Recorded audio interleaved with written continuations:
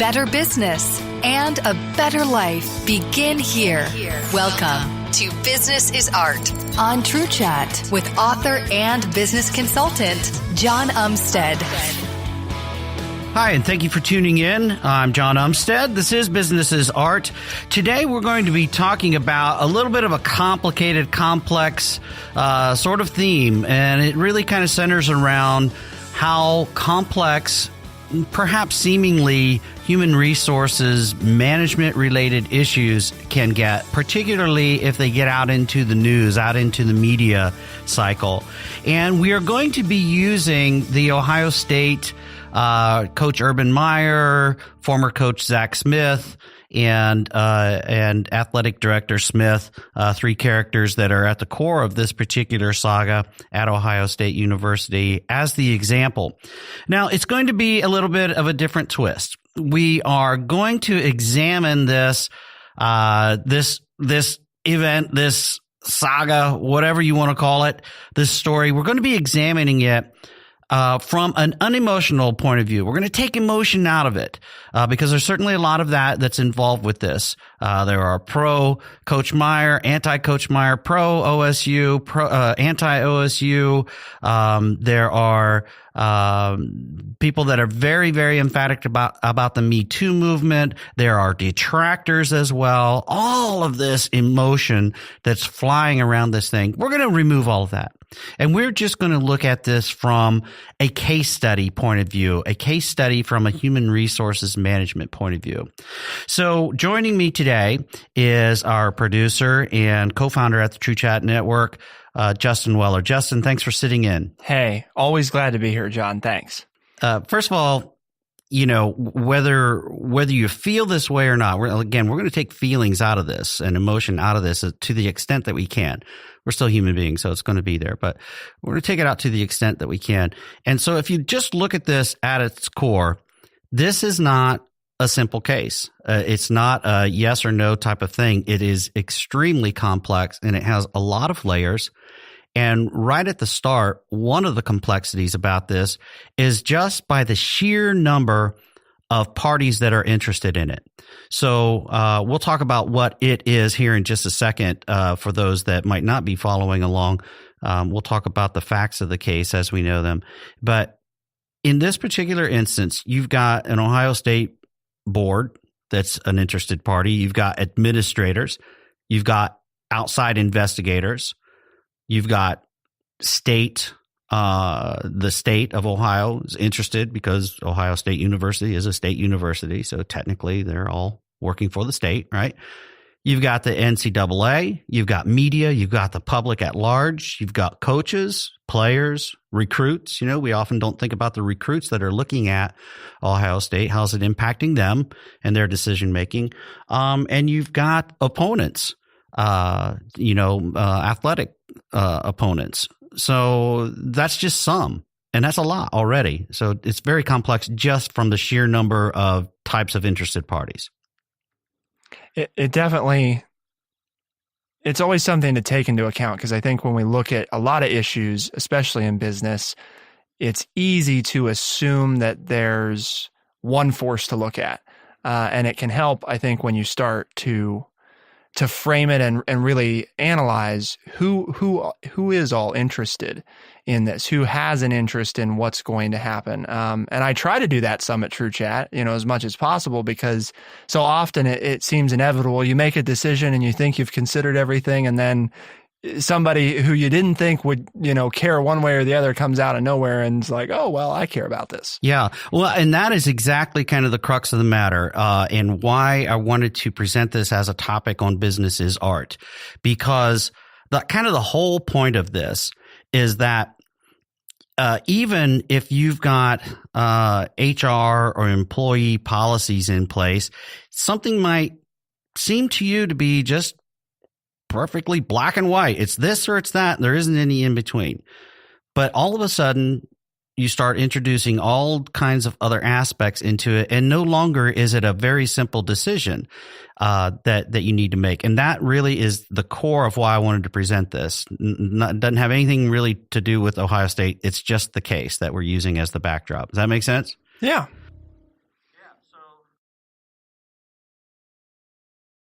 next thing I want to do, Justin, is go through the history of facts as I've come to understand them. And I can, without a doubt, state that someone is going to disagree with these facts. They're going to have facts of their own that they've found elsewhere. Okay, so you might be fake news. I might be fake news, but this is the best that I can do in terms of getting the facts, again, without emotion.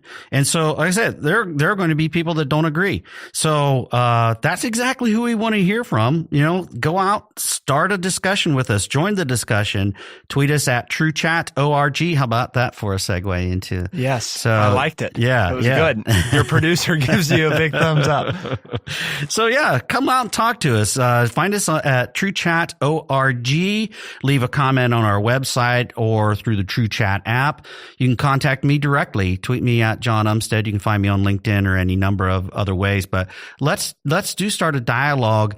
Again, I'm less interested about the emotions of this and more interested in using this as a case study to understand the complexities that we sometimes have to make as employers or even as employees in our business, whether it's small or large business, because it can get pretty complex pretty quick. And let me give you a few examples here of, again, what I understand as the facts. And I'll tell you right from the outset that the case teams that presented their findings back in this course that I was teaching or am teaching was made up of random 3 counts. So we just, went around the room, 1, 2, 3, 1, 2, 3, 1, 2, 3. So some teams were all male, some teams were all female, some teams were mixed. And it was just random that way according to where people sat that particular day. And almost straight down the line, every team had some quote unquote fact that was different or even in opposition to what other teams found. And that was right down the line. But interestingly, they all came to the same conclusion. So I will fast forward just a second before going to the history. They all came to the same conclusion that assistant coach Zach Smith should have been fired. They had different reasons for it, but they all agreed he should be fired. And not a single one of the groups came back and said that Urban Meyer should be fired. I think one, maybe two, if I recall correctly, came back and said perhaps A.D. Smith should have been fired. But they were pretty consistent down the line that way. So let's get into the facts as I know them. All right. So 2009, there were domestic violence allegations made against Zach Smith by his wife, then wife, his ex-wife now. This was when Meyer and Smith were both at Florida, so they weren't even at Ohio State yet. Right? Those allegations did not result in charges or an arrest. There were apparently some conflicting stories about what really did occur, and it's a matter of record that Coach Meyer and his wife offered counseling to the Smith couple at that time. All right. Move forward a few years. 2012, Zach Smith was hired by Urban Meyer at Ohio State. In 2013, Smith was arrested for DUI. He actually was pulled over for speeding, field sobriety test. The officer arrested him for DUI. Later, both the speeding and the DUI charges were dropped, but he was found guilty of physical control, which I think means failure to control your vehicle. But it didn't get reported any further. So it was his own little private affair. He didn't report it to the boss. All right. 2015, more domestic violence allegations.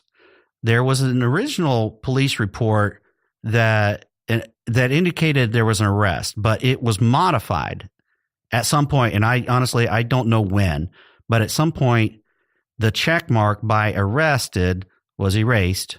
Right. So the official police report on record today is that there was no arrest. All right. And that was not reported to Urban Meyer or to OSU. later, a couple of years later, the Smiths split up, and Courtney Smith had an order that basically said, hey, Zach Smith can't be on the premises or near you, whatever. And he violated that. And he was issued a criminal trespass warning. This was 2017. All right. Then in 2018, I'm going to say allegedly violated that order. I'm saying allegedly because he has been charged. He entered a not guilty plea. I do not believe that case has been decided yet. And, there's more of the he said, she said thing going on. His defense is, I violated it, but she set me up to violate it. And so here's another area where you can get into all kinds of opinion. Well, a violation is a violation no matter what. So, but that's his defense. All right. Then in 2018, that's when he was finally fired by Urban Meyer. So that's just Zach Smith's history. That's not the whole history of the case. This just as it pertains directly to Zach Smith. You have to tell me if it belongs in this episode or not, John. But, just as you were reading this, it came to mind something that we've never really had as a specific topic on the State of Us. But if we don't do it soon, I hope that you do, because I think it's a great question to examine. And again, if we just forget about this for a moment, as an employee and employer relationship exists, to what extent should an employee's personal life have an impact on their work life? In other words, if they're doing their job and then they do something outside of work, whatever it is, criminal or otherwise, just anything, but their performance on the job does not change, should an employer use that and consider that? And I'm not asking for an answer. I'm just saying that was a debate that came to mind of, I think it's a great thing to discuss and examine, because it's one of those things that we see a lot. And when you and I talked about the Papa John's situation, especially in this day and age, with the millennials now being the majority group in the workforce, the largest single demographic, we're demanding more socially responsible organizations. But I don't think that's well defined. What does and does not fall into the realm of what your employer should and should not be privy to, and to what extent should you be punished at work for for your actions outside of work. So I guess just something, a side note maybe, but an interesting thought. Yeah, no, and I'll give you a broad answer, but we could do a whole segment on it, but it depends. That's the broad answer. It really depends. Yeah. We'll talk. Right, because if you murder somebody, that's probably different. Than if you have a political view that's slightly off kilter. Right, should probably be at a different level. Yeah. But we'll talk about it in this particular case, with this next thing I wanted to present to you, and that is Smith's contract, Coach Smith's contract. And I'm not going to read all of it to you, but there is a clause in his contract that he had with Ohio State that says, quote, "Coach agrees to represent Ohio State positively in public and private forums and shall not engage in conduct or act in such a manner that reflects adversely on Ohio State or its athletic programs."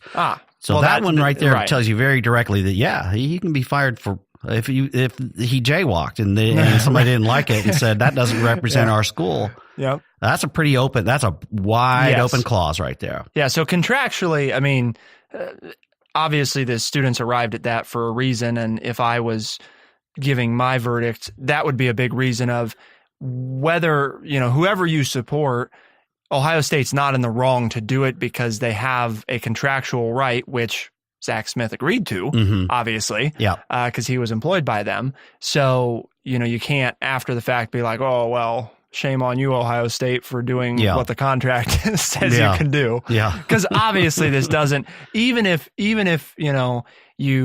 are on the side of Zach Smith, even if you're on that side, I think it's hard to make a case that this has not negatively impacted Ohio State in some way. Yeah. So it's even if you're on his side, there's a lot of people who aren't, and that's negative.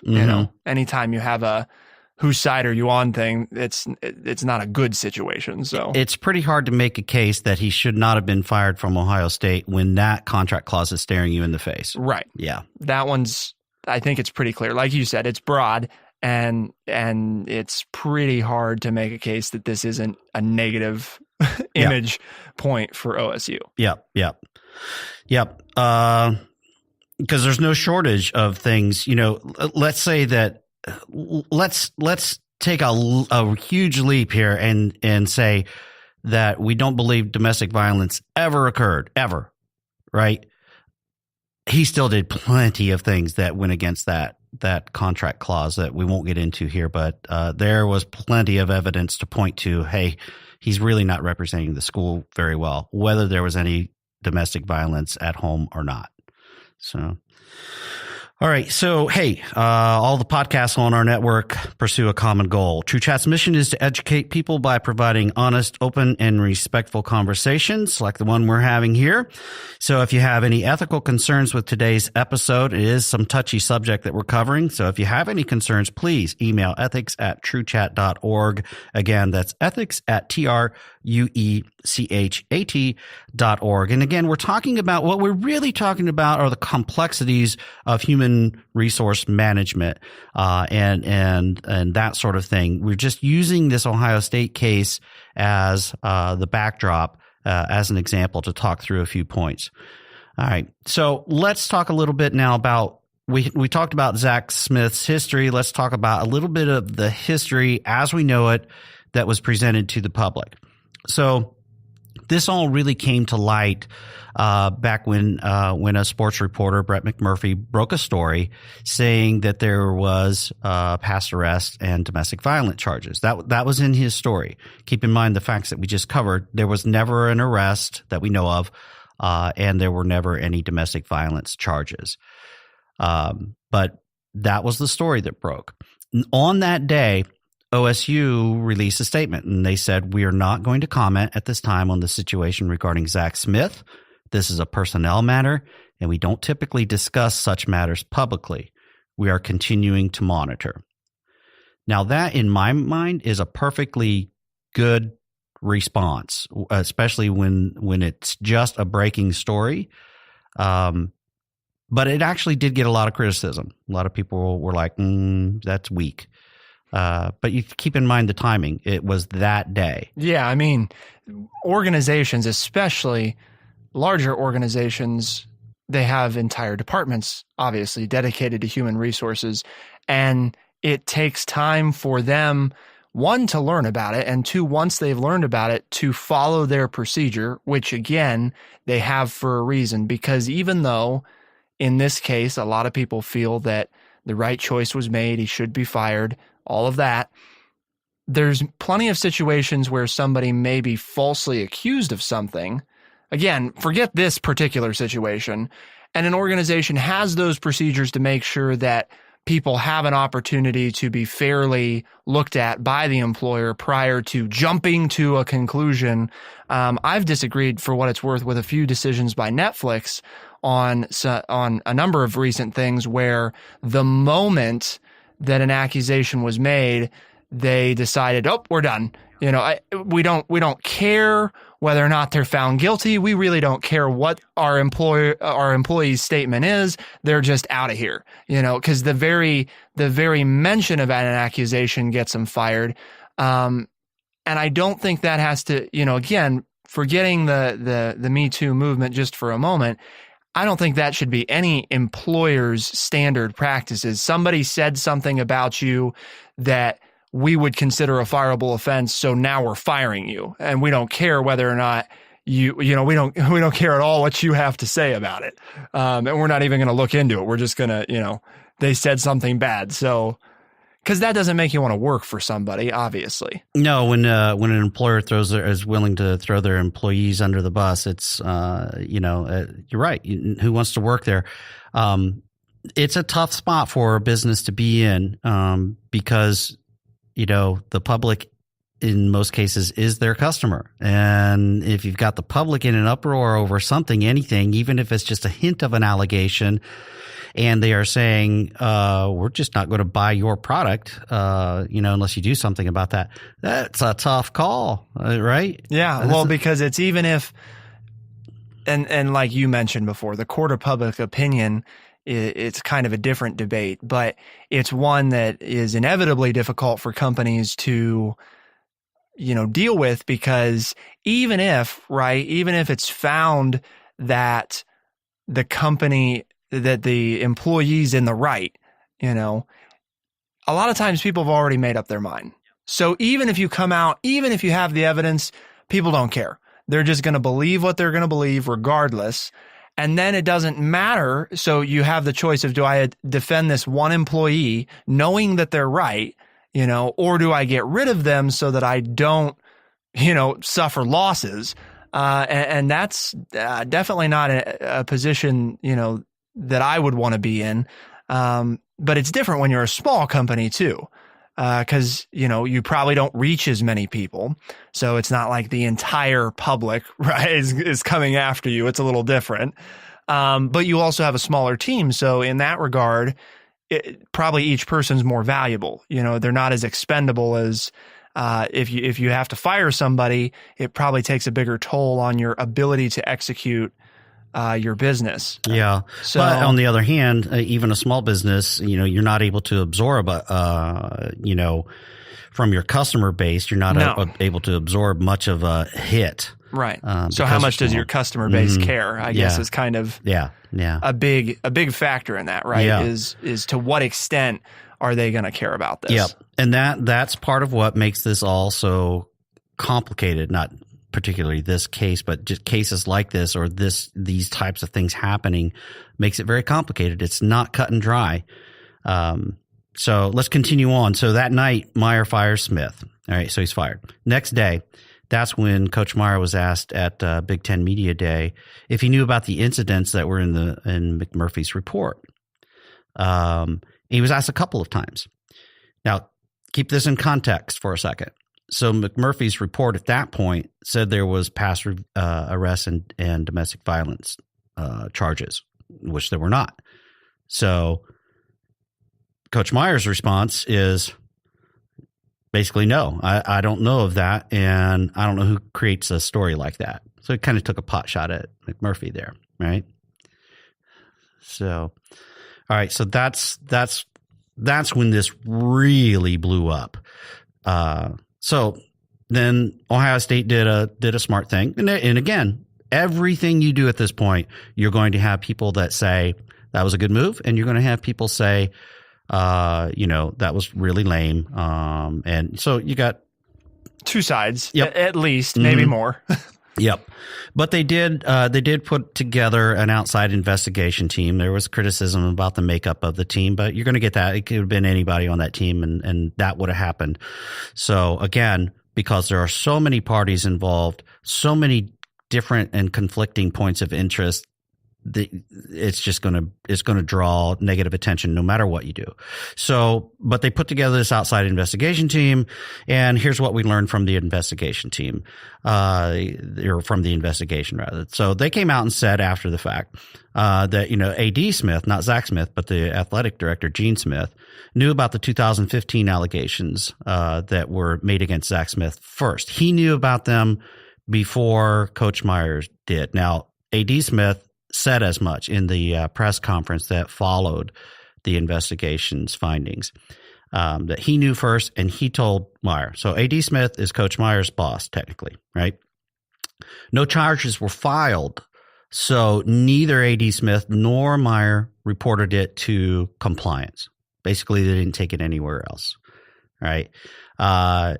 In the press conference, AD Smith said that it was his responsibility to have done so, and he failed. So he accepted responsibility at that point and said, it was my failure to report to our internal compliance. Going back to your question, when does an employer look beyond the job and what's happening outside the job certainly, if not other points, this was a point in the Zach Smith case where they should have at least looked and didn't, right?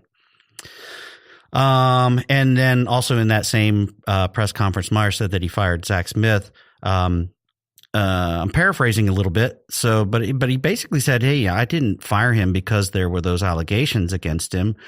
I fired him because back in 2015, when allegations were raised and A.D. Smith brought them to my attention, I sat Zach Smith down and said, hey, if there's any truth to this, you're gone. And from this point forward, you will keep me updated on everything. And if you don't, you're gone. Right. After that, there were more incidents. So the trespassing and that sort of stuff, he didn't inform Myers of that. Right. So he said, you're gone. You violated what I told you had to do. You didn't do, so you're fired. Yeah. So I laid it out, and you chose to, I'm sure obviously at the end of that, it was your boss told you that this is the way it's going to be. Yeah. Or you're out of here, and you decided to do the opposite of what your boss said. So, I mean, it's, again, whether or not you think your boss is being fair is kind of irrelevant. You're in a contractual situation where he gave you a very clear line and you crossed the line. Yeah. So I don't know if that's the justification route I would have taken, but I think it's a reasonable route to say, regardless of whether, the investigation and what's going on, I spoke to him about this. I laid it out and he violated my trust, and I don't have people work for me who violate my trust. Right. And it's that, it's that simple. It wouldn't matter if it was this or something else. That's the number one reason. Yeah. Yeah. I mean, it makes it pretty simple. It is a reason. Yes. It is a valid reason. That's right. So, which leads me to the next thing. Now, this is my opinion. All right. So for what it's worth, or not. But as we kind of alluded, Zach Smith had to be fired for multiple reasons. The contract, the lack of disclosure, agreement with his boss, all of that kind of stuff. Yeah. Lying. Lying. And then as the investigation went on, there was more stuff that came out about, shenanigans the guy was pulling, that certainly was further in violation of the contract and indicative of somebody you probably really wouldn't want on your team. Right. So he had to go.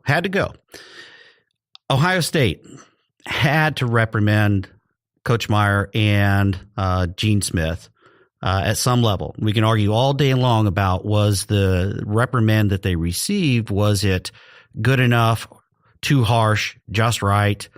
But again, my opinion, they had to reprimand both of them. Court of public opinion, we alluded to that earlier. The court of public opinion, no way would allow them to do nothing. Right. Ohio State had to do something. By his own admission, Gene Smith said, I should have reported it to compliance and I didn't. That perhaps is a fireable offense. Perhaps not, but it might be, Right. But certainly he should have. I kind of look at it like, if Myers found out about it first and failed to tell A.D. Smith and failed to tell compliance, that harkens back kind of to the Jim Tressel issue at Ohio State when he factually knew that players were trading paraphernalia for tattoos and told no one, and he got fired, and he was rightfully fired. I'm an Ohio State fan. Full disclosure here. He's got an Ohio State shirt on today. Yeah, wearing an Ohio State shirt. He should have been fired because he knew that was a violation, and he said nothing to anyone. And then later he said, well, I didn't tell anyone because I didn't know who to tell. That's weak. I mean, very weak. Yeah. If you wanted to tell somebody, you could figure out who to tell. Yeah. I mean, that's like saying, well, I mean, I saw somebody get murdered, but I didn't really know where the closest police station was. So I just forgot about it. Right. I just let it go. Yeah. It doesn't work. Yeah. It's very different. And again, the court of public opinion out there is, man, Tressel got fired for something far less than Meyer got a slap on the wrist for. Right. But if you look at it factually, take emotion out of it, it's very, very different. It was a clear violation that Tressel knew about, and he reported it to no one. If Meyer had not if Meyer had learned about the Zach Smith stuff and reported it to no one, then you've got a comparable thing.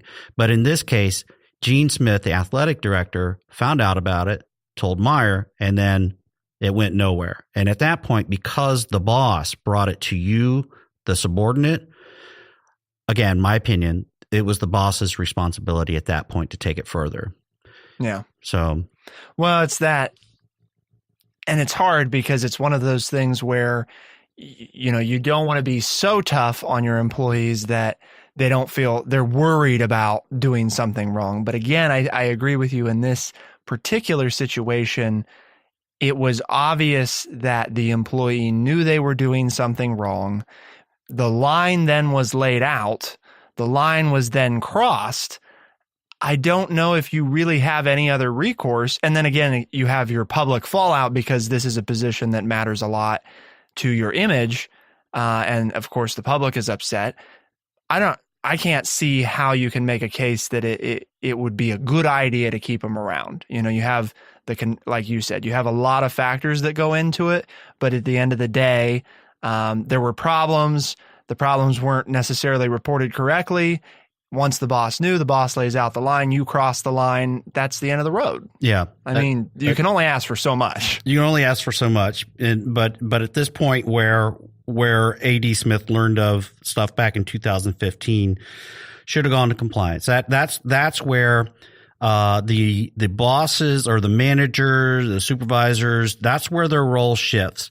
Their role at that point is to report it to the appropriate internal, I'm going to use the term authority. I don't mean that as police, but the internal authority who has the skills and knowledge of law, protocols, etc., to investigate, to determine if there's anything actionable. You follow the process. You follow the process. You report it. You get out of the way. Let the experts do their job. Yeah, they're there for a reason, and obviously the procedure exists for a reason. And even though it can be, thorny or something that you don't want to do, the procedure was created typically by people who have the interest of following the letter of the law, the procedure, so that the process can't be questioned, because that's where you get into even more issues is if the public says, well, you have this process and you didn't follow this process. And it's like, well, you created the process. So yeah. like you said, you gotta follow the process. Yeah. Yeah. If there's a process, and then you get into some smaller employers who probably don't have a outlined process. Yeah. Yeah, and then you get to the Coach Tressel thing, and basically his stand is, I didn't know there was a process, so I didn't follow it. Right. Right. Which goes back to, I'm sure there was probably something in your contract that said it was your job to know about. Well, here's where we get into laws and regulatory regulations and things like that. Even with small employers, that there are. It is incumbent on the employer to make sure that the employees know what the protocols and processes internally are. And especially large companies are very, very formal about that. And you've got to get, most large employees or employers have annual types of training that employees have to go through. Compliance. And all that. Yeah. And it is in part so that no one can say, I didn't know. Right. So you knew. You right. At least we provided you with the tools to know. Right. And then if you chose not, if you're on your phone during the training, we can say, no, we made it readily available, and we set aside time for you to know, and you then chose not to know. Yeah. That's obviously. Yeah. Yeah. So let me make a side point, and then we got to start wrapping up because there's a couple more points to this case. But a side point, since we're on this topic, is very strongly urge no small business employer to write policies, procedures, employee handbooks of their own. Don't do it. Don't do it. Find somebody who knows what they're doing. Exactly. It sounds simple, but it is not. You can get yourself into legal trouble very, very easily. It's a great idea to have an employee handbook. It's a horrible idea to write it yourself. Go out and get experts to do it for you. And the something else that comes to mind too is I think a lot of people forget who aren't as familiar with small business. But, if you're looking at being employed by one, you have to keep in mind many of them operate, and even a lot of large corporations do, but not as much so necessarily, the at-will clause. So they put that in there as their, plausible way out no matter what.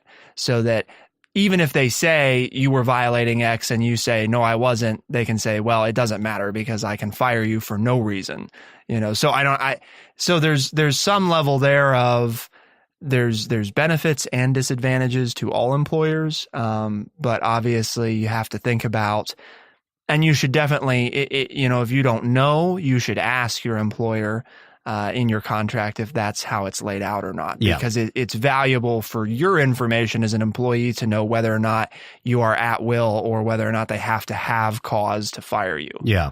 So, and then again, it changes with states and municipalities and, regulations on what that has to look like and what different employers have to provide and all that good stuff. So, yeah. All right, let's bottom line a couple of things and then wrap this show up. So a couple things really directly with respect to Coach Meyer. It's really difficult to fire an employee. Again, going back to your question earlier, Justin, it's really difficult to fire an employee based on a spouse's allegation. Really tough. Right. He said, she said. Yeah. But that is also exactly why he and Gene Smith should have turned it over to compliance because they are not equipped to make that call. That's why the procedure's there. Yep, that's why it's there. What saved Meyer? Well, on that Big Ten Media Day when he was asked a question, he took it in the context of McMurphy's report, which at that time talked about arrest and charges, which didn't happen.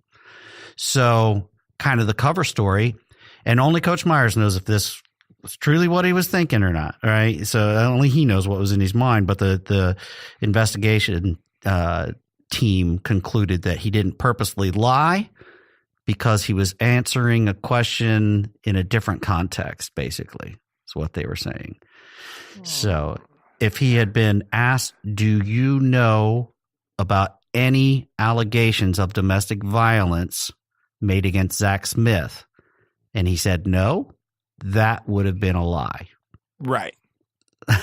So you got to love the technicalities, right? It's a technicality, but it's real and it's out there, and it matters how you answer a question. Now, could he have answered that question better? Absolutely. What he should have done, this is, again, my opinion, he should have fallen right back on, remember that statement that Ohio State made the night before? You go right back to what your employer put out, and you defer to them. That's the statement. That's the statement. And not only does it protect you individually from getting caught up in a situation like this, but those types of things, those are policies and procedures that are out there as well. You don't talk about an employee's status publicly in most cases. There's a right to privacy. Well, and there's also, I mean, correct me if I'm wrong, but TrueChat's not, a big time employer, and we have it in place for our employees. A lot of organizations have non-disclosure agreements as part of their employment agreement. So, I mean, you could get into a potential, his commenting on this, I don't know, but this is a different angle, but it could have violated an NDA arrangement that was with OSU by commenting directly on one of your personnel. Yeah. Because I'd imagine with somebody like OSU who has thousands of, employees that they've got that kind of stuff covered. Yeah. And if it had been reported to compliance, it gets even easier for anyone talking to the media or externally to just say, how many times do you hear it? It's an ongoing investigation, and I can't comment on an ongoing investigation. There's reason the police always defer to that. That's right. Because commenting when you don't know everything yet is always a bad idea. Yep, bad idea. Pretty much never a smart idea. Yeah. So there's a real lesson there. Yes. For companies and individuals, right? If you don't know the facts, defer until you know the facts. Yeah. You can honestly not answer a question, and you can kind of deflect a little bit by answering a question other than the question that actually was asked. Yes. So, or you can be honest, you can also, depending on the situation, you can truly say, I don't, if you're an individual, I don't know, I'll find out and get back to you. He also could have said that, basically there's a lot of things he could have said that would have been a much better. A lot of things. He could have said, I haven't looked at it yet. I'll look and get back to you, or it's, or like you said, it's an ongoing investigation and I can't comment, or I refer you to the press office or whatever. Lots of things. And now, so this again is my opinion, but now that he did that, there's nothing he can say, and there's absolutely nothing he has said that has calmed any of his detractors down. No. In fact, every time he talks about it, it's worse. Can't walk it back now. Can't walk it back. I don't know. I'd be tempted to tell him just stop talking about it. Yeah. Let us handle it. Yeah, don't say anything else. Because it just gets worse and worse. But anyways, it could have definitely been handled better. And the best would have been to just use the response that the school did the night before. Even though that wasn't satisfactory to a lot of people, it actually, from a legal, from an HR management point of view, compliance point of view, it was a perfectly valid answer that he should have given. But failed to. So kind of the bottom line here is that this is a really complicated case. It might on the surface not sound complicated at all, because what social media has tended to make it is, you had a coach that was beating the hell out of his wife. Everyone knew it and no one did anything. That's the social commentary. And if that was absolutely the case, that is simple, right? That's really simple. Fire every single one of them. Right. And maybe charge some of them with something. But that perhaps oversimplifies it a little bit. That really oversimplifies it. It's very, very complex and complicated. There are so many parties with a vested interest, so many heated emotions and opinions. Many parties played fast and loose with the facts. And I say facts with quotes around it, right? My students all use different resources and they all had different facts. And I admitted right at the onset of this podcast, my facts may in fact not be fact, but it's the best I could find. That may give me an aneurysm before I die, John. I just want to let you know, if I die before you do, it's probably because the amount of stress that I face in today's landscape with when people say something and they're like, well, that's not true. And I'm like, no, it is true. It is. There's not, you can't, but for some reason you can apparently now. So I didn't feel like it used to be this way. I felt like there used to be some things that we could say definitively, that you couldn't refute, but now you can just say your facts are not true. Right. Yeah. You're fake news. So get out of here. Yeah. That's right. So, so a couple of other things, Zach Smith's wife herself has some credibility issues that in no way would justify domestic violence. And it doesn't mean that it didn't happen. But when you yourself have credibility issues, it's, even if you are clearly a victim, it is really hard to make your case. So you got to protect you've got to protect your image. Who you are is important. To the extent that you're in control of it, which there's a different conversation, right? How to manage your external image. Yeah. The things you can't necessarily defend against. Yeah. Yeah, exactly. So there's no way to please all parties in this, no matter what the outcome. There's no way to please everyone. And here's the real bottom line. There might not be any one right call to be made here, right? Yeah. So at the end of the day, right? Yeah. You have to make a call, and there's always going to be somebody who doesn't like it. You make a call, and that's true in business. We've mentioned it on this show before. It's true in business and in life. There's often not a single right call to be made. There are several options. You pick one, try to make it work. If you find it's not working, you make some adjustments. But if you analyze until you get to the one right answer before you make any movement, you may never make any moves. Yeah. You gotta, at some point, you gotta choose one and just go with it, because otherwise you spend all your time figuring it out. And by the time you figure it out, it might not even be a choice anymore. So, Yep. And then what good did that do you? Yeah. So anyways, that's it. I don't know, anything else to add? No, I think you've got like at least 2 more show ideas out of this. So they were probably already ideas, because Well, this one's run long enough. I think we could split it into 2 shows. that's true. We probably could. All right. Well, thanks for playing along. I appreciate it. Absolutely. Anytime. I'm always here, right? So, I mean, might as well play along. That's right. That's right. All right. So to our listeners out there, you can listen to True Chat podcasts on Stitcher Radio or Apple Podcasts at the True Chat website, truechat.org, or on the True Chat app. And brand new, we are also now out there on Spotify. So go out and find us on Spotify. Brand new development. So just listened to Business is Art there the other day, and I tell you what, I like that new logo too. Caught my attention. Yeah, I'm glad you mentioned that. I was going to mention that at the forefront of the show, and I forgot to get everybody out there checking out our new logo as well. Big stuff happening for 3 years of Business is Art. New logo on Spotify. I tell you what. Man, oh man, SiriusXM's going to be calling any day now. That's right. John Umstead, we got to have you.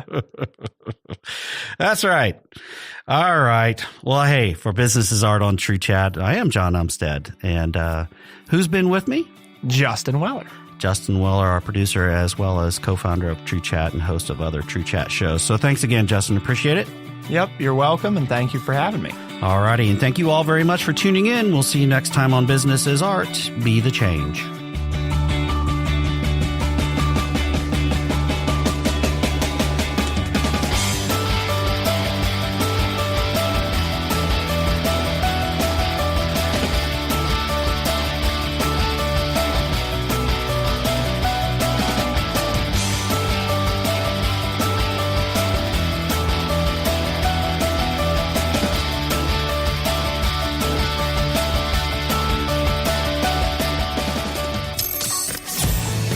For responsible media, listen on demand to politics, sports, and more with the True Chat app or at truechat.org.